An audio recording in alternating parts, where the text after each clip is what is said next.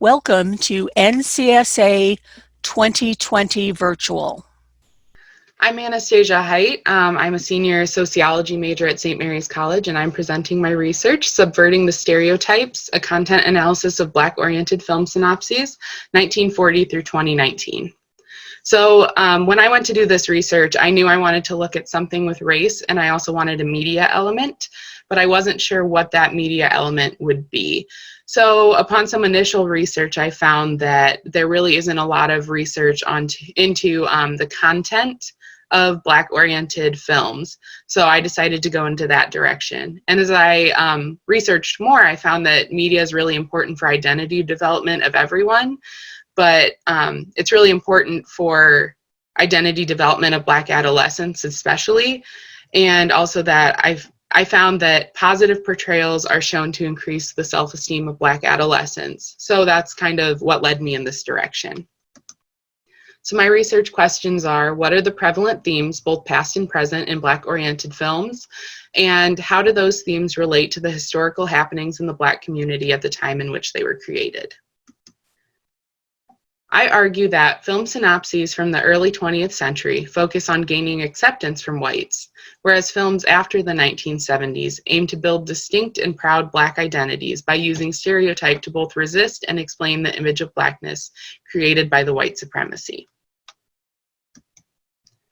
I framed this research using two theories. So the first one is W.E.B. Du Bois's Double Consciousness in the Veil from 1903.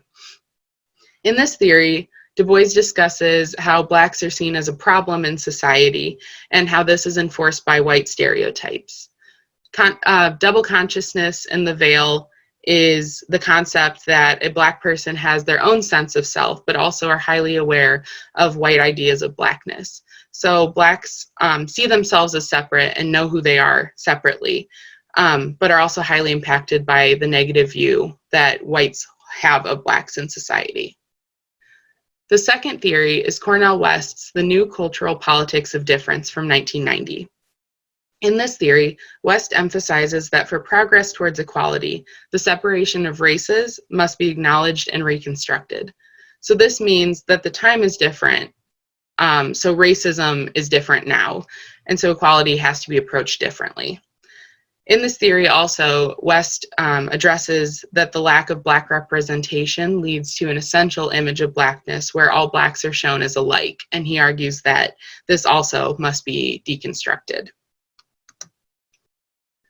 Upon exploring previous literature, I found that there were three main themes. The first theme is lack of media representation. So representation allows for having agency and voice within a culture.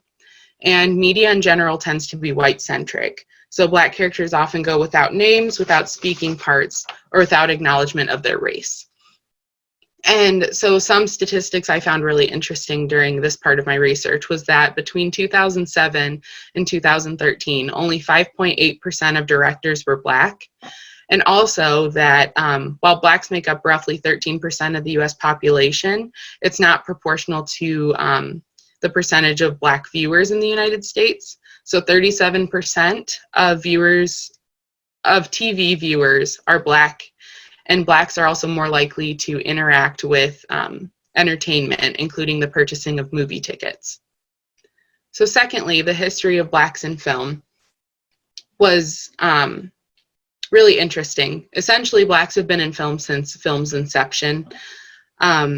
And they were mostly portrayed negatively in early films. And there were very few Black stars, but they were mostly in white films, which left even fewer positions of power, such as director or producer. In the 1950s and 60s, there were a few more positions of power, and they used these positions to address issues of racial inequalities. So there was a budding Black film industry during this time, but many of the films were classified as shorts rather than more prestigious feature films, and they also had less budget. In the 1970s, though, everything changed with the induction of Blaxploitation films. So Blaxploitation films are films that target the Black audience with cheaply made Black cast films shaped with the exploitation strategies of Hollywood. In these circumstances, these Black directors would use stereotypes that had been previously used by whites to reclaim the stereotypes for themselves. Throughout the 1980s and 90s, there were some elements of Blaxploitation films used, but less of a focus on the negative stereotypes that had appeared in the 70s. And then throughout the 2000s and the 2010s, there was a mix of addressing serious issues while still using some Blaxploitation elements. So lastly, there was the theme of Black-oriented media. So Black-oriented media is essentially media that's created by Blacks for Blacks. And something that occurs in this is the separation of in-group and out-group members. So in-group members are the people similar in race, and out-group are people who aren't the same race. And stereotype is used to define both in-group and out-group members. And it is also used as a way to portray struggle, identification, and resistance, while still dismantling the stereotypes placed on Blacks by white society. Once I had this basis, I decided I wanted to do a content analysis of film synopses, but since there's no comprehensive list of Black-oriented films, I had to build my own. I did this by going to the International Movie Database website, imdb.com, and searching the term African American. I then used the time frame feature to set the decades, so 1940 through 1949, yada, yada, yada, 2010 through 2019. Once I had these search results, I opened each film in a separate tab and checked that it had 2 out of 3 of the qualifications I had found in the literature for a Black-oriented media piece. So it was either written or directed by Blacks, starring majority Black cast, or resonating with Black cultural themes. I also made sure that it was either a comedy or a drama film, just to keep things clean. So once I had all these films on the list, it ended up being a list of 585 films. I pulled a random sample of 15 film synopses from each decade, and 15 was the number because that was the lowest number of usable films I had found in a decade, which was the 1960s. This led me to have a sample size of 120 films, and I searched each film on both Wikipedia and the International Movie Database website, and I read the synopses on both and found the most detailed one and coded it using a standardized coding sheet that I created. Overall, 4 main groups of themes were found in the synopses: themes of Black excellence, relationship-related themes, race-related themes, and crime-related themes. But for my purposes, I'm only going to be focusing on race-related themes and crime-related themes. So first off, race-related themes. I'd like to draw attention here to the concentration of these themes between the 1950s and 1970s. These decades were vital to the beginning, happening, and aftermath of the civil rights movement, so it's not really a surprise that race-related themes are so concentrated here. What's interesting is after the 1970s, with the civil rights movement winding down and also the induction of Blaxploitation films, we can see that the themes of assimilation, colorblind, and passing all drop completely to 0. Something also that's interesting is that the themes of racial tensions and racism also drastically decrease here. This shows a movement away from trying to fit in with whites to creating a more positive and separate Black identity.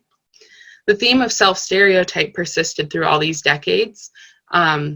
It peaks in the 1970s with Blaxploitation films, and so we can see here that there's this reclamation of the stereotypes that had been used before by whites. So we can assume that between the 1940s and 1960s, the self-stereotype was more to fit in with white society, like the themes of assimilation, colorblind, and passing, but afterwards it was more of a reclamation tactic. So my second finding was crime-related themes. I want to call attention here to the high concentration between the 1970s and 1980s of crime, gangs, and drug use. So this is due to a few things. Gang warfare at this time was really prominent, especially in Los Angeles between the gangs of the Bloods and the Crips. And all this gang activity caused a lot of communal fear surrounding gangs and fear that young Black men would fall into gang violence. And there were a lot of after-school activities and other community efforts to prevent this from happening. So the majority of gang themes in the synopsis were showing negative portrayals as an active resistance to gang violence rather than Blacks just being portrayed as gang members. Secondly, the war on drugs can be attributed to the high frequency of drug use between the 70s and the 90s, which I've highlighted here. So the war on drugs was introduced by Nixon in the early 1970s, but was more enforced by President Reagan afterwards throughout the 80s. He signed the Anti-Drug Abuse Act in 1986, which has been accused of being highly racially discriminatory because it gave higher sentencings for crack cocaine rather than powder cocaine.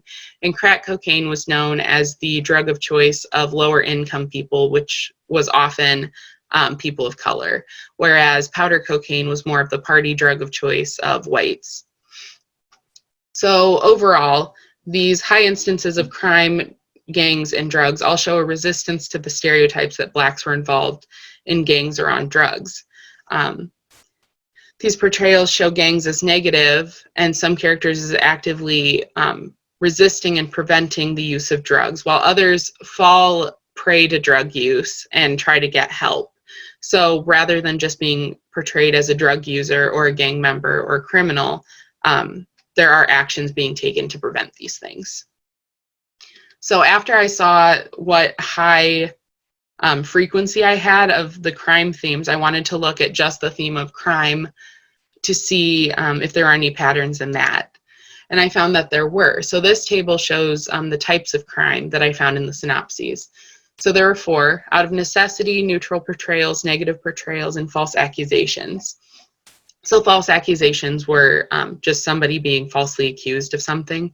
But out of necessity shows that Blacks aren't fulfilling a stereotype as criminals, but rather there are reasons behind why they would commit crime. So this was everything from stealing something to provide for a family, to becoming involved in drugs to get out of a negative situation. Neutral portrayals showed that crime is a part of characters' lives, but not who they are. So this is really important because it makes Blacks more dynamic rather than just being an essential image, as West talks about, of just a criminal. And then negative portrayals, while there were just a few instances of those, these really emphasized the importance of community in Black communities, because the negative portrayals were majority someone committing a crime against someone who had helped them in the past. So these findings led me to 2 main implications. The first being Black identity development. So Black directors, producers, and writers are actively trying to build positive identities. So instead of these identities being centered around a stereotype, more dynamic and human characters are formed. So rather than a character just being a gangbanger, and only being shown as that, a male character might be a part of a gang but can still go home and be a good father to their child. Secondly, the resistance and explanation of the circumstances. So the construction of more dynamic characters allows for deconstruction of stereotypes that Blacks are solely criminals. And crime in terms of necessity especially shows this, as characters are trying to build better lives and are out of options, so they turn to crime rather than simply just being criminal. So lastly, something that I thought about as I was researching, since Black viewers are shown to avoid media in which they anticipate negative portrayals of themselves, and Black representation is so important for identity development, if positive portrayals increase self-esteem, even though crime portrayals are dismantling and explaining the stereotypes, there's still kind of a paradoxical relationship with crime portrayals being negative. So I leave with this question. What is the impact of these stereotypes on the identity development of young Blacks? Thank you for watching.